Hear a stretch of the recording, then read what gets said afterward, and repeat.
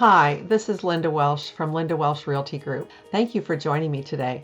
I wanted to talk a little bit about some objections that people might have, seller objections to be specific, and what you might talk to your sellers about and what to say. So these are some common objections that we hear every day, either ourselves or through some of our other agents. Number one is that you might hear, I don't want to have to buy a new home when interest rates are so high. Well, traditionally, this is not a bad interest rate when we're looking at 6 to 7%. Historically, people have paid interest rates up to 18%. The really crazy rates around 3% were a real abnormal market for us, and in fact created a lot of problems. We had a lot of people who were competing for the same homes, lots of multiple offer situations, and lots of people paying well over market price or appraisal price. So, and in fact, it was completely unlike what happened in the recession of 2007 to 2012. At that point, that was a different situation. There was a bubble that was created by people being able to get loans that should not be able to get loans. In the past couple of years, we've seen a lot of cash buyers or people that had a lot of cash competing in a ridiculous market and paying well over what a property might be worth. So now that we're seeing interest rates in the normal range, and 6%, by the way, is pretty normal, 6 to 7%, we've seen a little bit of a flattening of the market, but we've also seen some other things happen that might help buyers compete. We've seen prices come down a little bit, and we've also seen buyers that are much more prudent about what they're buying, and so it kind of all evens out in the wash.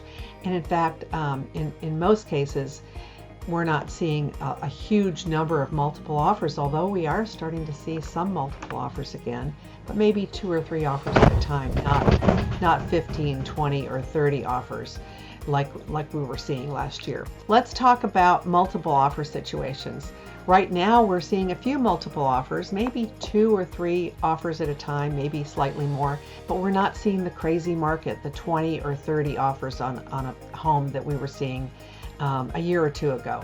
So this is a good thing for buyers, and now could be a really great time to jump back into that market. So as a seller, you want to be prepared for that, and you need to price your home right, and you need to get really great marketing so that you can attract those buyers. You might think that you don't want the hassle of an extended sale. So we are seeing more of a normal market in terms of time frame. For a while there, we were seeing properties sell in a day or 2. That's crazy. That is really unrealistic in this market.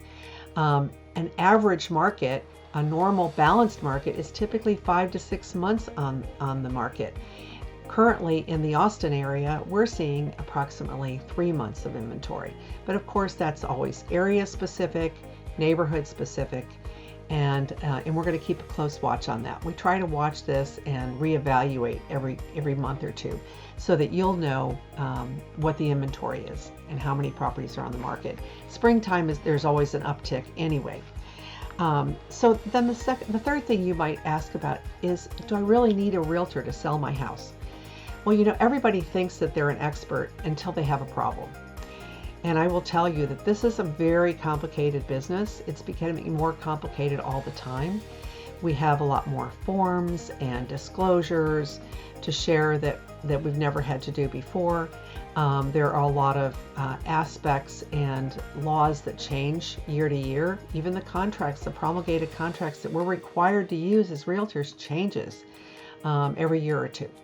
So what we want to make sure that you understand is that as a seller, you have a lot of liability, and we're there to protect you.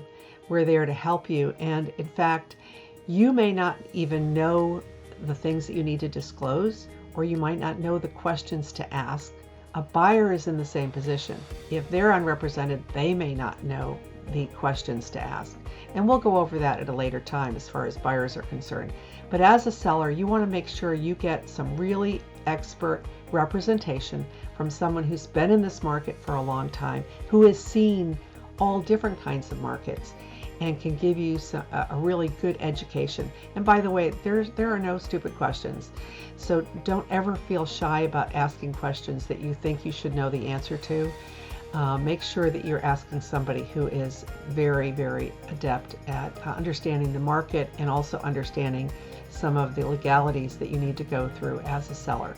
You also want to protect yourself and make sure you're not opening your door to somebody that you don't know or who's not represented, because there's a safety issue. And there's also a lot of scams out there right now, a lot of scams both financially and just from the standpoint of security of your information. So make sure that you're using somebody who is licensed and will uphold the canon of ethics. So that if you have any questions at all, please give me a call. It's Linda Welsh from Linda Welsh Realty Group. Would love to help you if you're a realtor. Would love to help you if you're a seller. Thank you. Bye.